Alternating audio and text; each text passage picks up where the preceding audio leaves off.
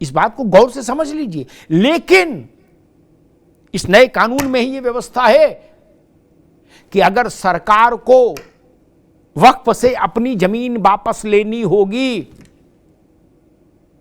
अगर सरकार को वक्फ से अपनी जमीन वापस लेनी होगी तो सरकार को भी अदालत ही जाना होगा। जमीन के स्वामित्व का फैसला कलेक्टर नहीं करेगा, वो अदालत ही करेगी। ये बड़ी चीज है। और प्रचार क्या हुआ पूरे देश भर में, दुनिया भर में कि हाय हाय मोदी ने ऐसा कानून बना दिया जिसमें कलेक्टर चाहे जिसकी जमीन वक्फ की चाहे जो जमीन सरकार के खाते में ट्रांसफर कर देगा और वक्फ वालों को भगा देंगे। ये झूठा प्रचार था।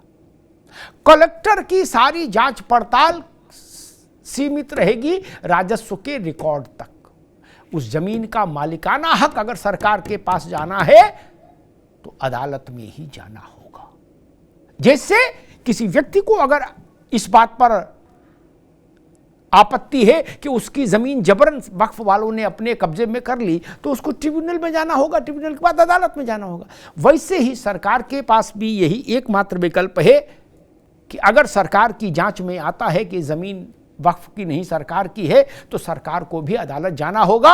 अदालत का फैसला ही सिर माथे होगा, कलेक्टर का फैसला नहीं।